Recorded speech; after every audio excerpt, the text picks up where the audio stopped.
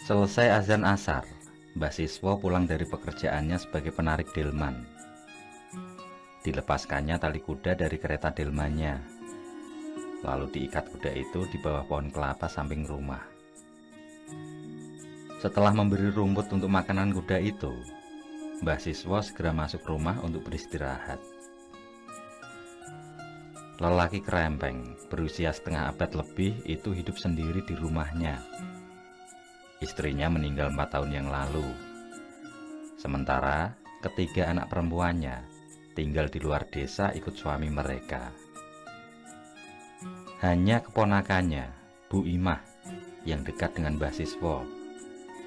Bu Imah yang tinggal di sebelah rumahnya sering menjenguk dan memberi makan kepadanya. Setelah menghabiskan sebatang rokok, Mbah Siswo menuju sumur di belakang rumah hendak mandi.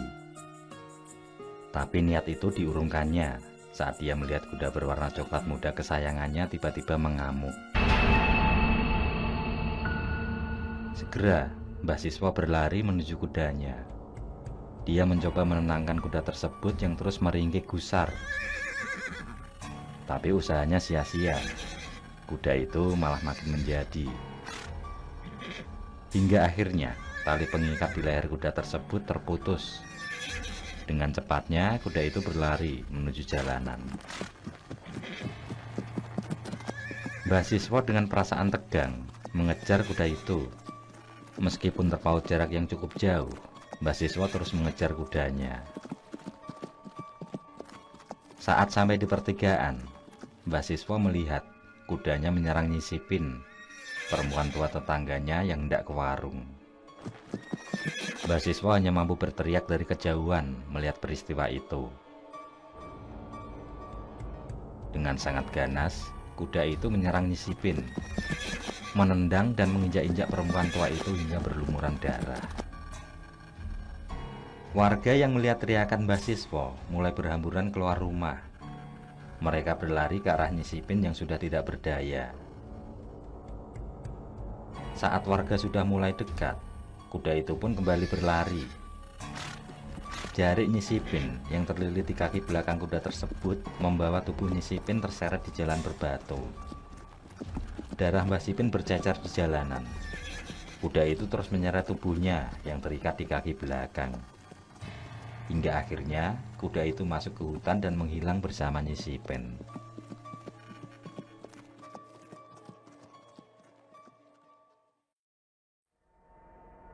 Warga terus menyisir hutan untuk mencari keberadaan kuda milik Mbah Siswo.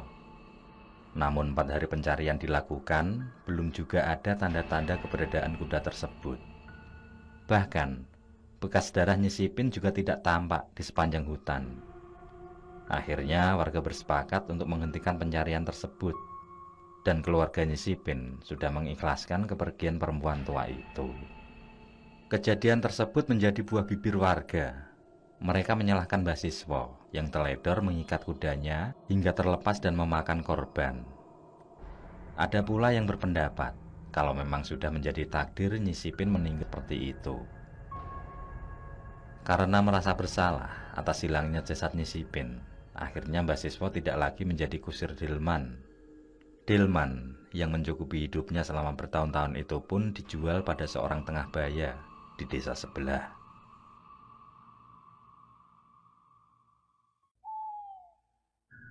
Setelah kejadian tersebut, hampir setiap malam selalu ada warga yang melihat penampakan Nyisipin.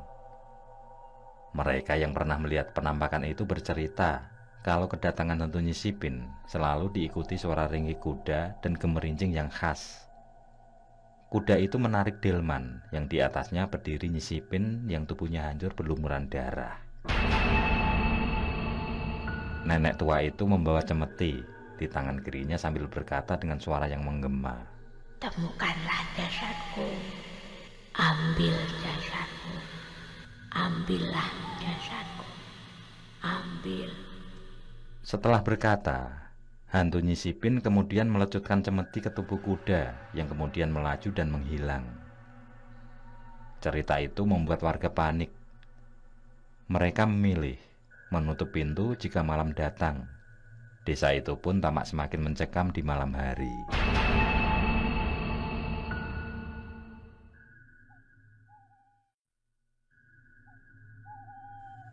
Malam ini, Mbah Siswa tidur di rumah Bu Imah. Dia disuruh tidur di sana karena suami Bu Imah menginap di rumah sakit untuk menunggu bapaknya yang dioperasi batu ginjal. Kira-kira jam 11 malam, Bu Imah baru pulang ditemani anak perempuannya yang berusia 9 tahun.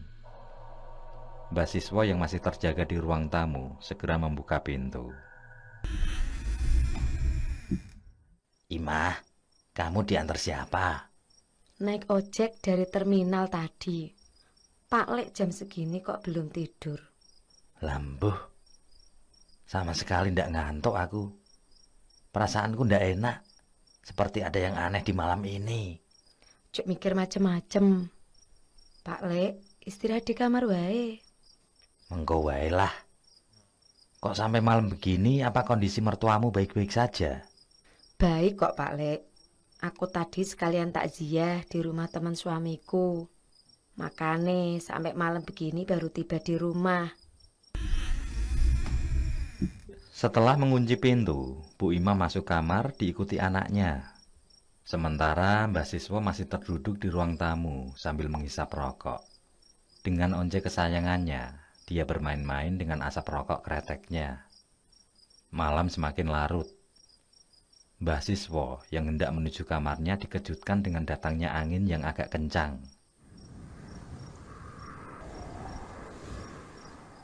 Hanya beberapa menit saja angin itu datang. Lalu terdengar suara piring berjatuhan dari dapur.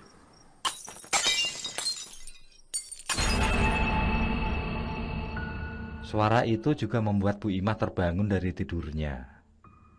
Perempuan itu keluar kamar, lalu berjalan menuju dapur. Mbah Siswa yang berjalan di belakangnya ikut mengecek keadaan dapur. Tetapi aneh, tidak ada bekas piring jatuh dari rak. Semua dalam keadaan rapi. Bu Imah hanya memandang Mbah Siswa dengan penuh keheranan.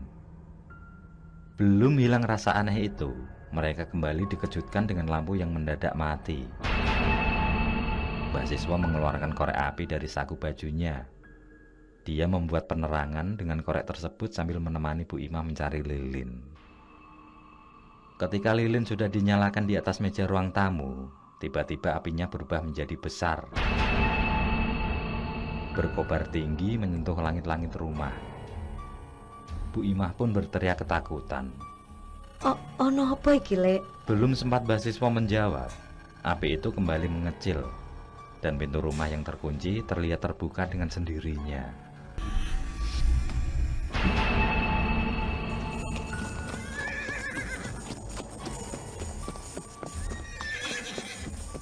Terdengar kaki kuda melangkah dengan gemerincing. Bu Imah semakin gemetar ketakutan. Sementara Mbah Siswa yang berada di samping Bu Imah mencoba menutup kembali pintu itu. Tapi dia rasakan sangat berat. Meskipun dengan sekuat tenaga, pintu itu tidak bergeser sedikit pun. Dalam gelapnya malam, muncullah sosok kuda yang sudah berdiri di depan pintu. Kuda itu berbalut kain, seperti pocong dengan kaki depannya menekuk. Lalu datang delman yang berjalan menuju kuda itu.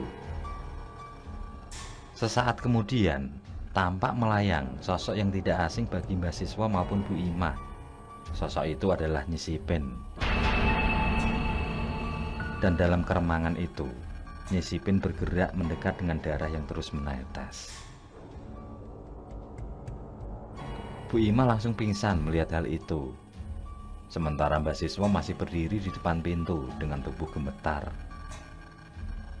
Nyi Sipen yang sudah berdiri di atas delman menatap Mbah Siswa sambil berkata dengan suara menggema, Temukanlah jasadku.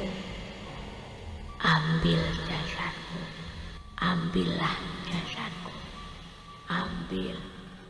Seperti ada yang menarik tubuhnya, Mbah Siswa melangkah naik ke atas delman. Dia sama sekali tidak mampu berontak, bahkan tidak mampu berucap sepatah kata pun. Kuda itu pun kembali berdiri dan melaju menembus gelapnya malam. Mbah Siswa yang duduk di belakang Nyi Sipen hanya pasrah dengan nasibnya. Dia pejamkan matanya, menghindari pemandangan yang lebih menyeramkan. Setelah beberapa saat, suara gemerincing dan langkah kaki kuda itu tidak lagi dia dengar. Dengan penuh keberanian, perlahan dia membuka matanya. Dilihatnya cahaya matahari yang menembus kabut tipis. Tampaknya hari sudah pagi. Ketika dia benar-benar sadar, alangkah terkejutnya, karena ternyata dia berada jauh di dasar jurang. Dalam kebingungan itu, samar-samar juga tercium bau busuk yang sangat menyengat. Mbah Siswa berdiri, lalu menoleh ke belakang mencari sumber di mana letak bau busuk itu berada. Mbah Siswa terperanjat. Dilihatnya bangkai kuda, bengkak dan mulai membusuk, berada tidak jauh dari Mbah Siswa berdiri. Dan tidak hanya itu, di sebelah bangkai kuda itu terlentang jasad manusia yang juga menghitam dan mulai membusuk.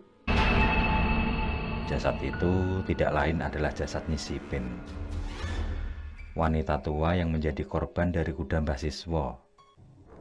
Ternyata penampakan delman setan selama ini adalah arwah Nyi Sipin yang tidak tenang karena jasad yang terlantar dan belum diketemukan.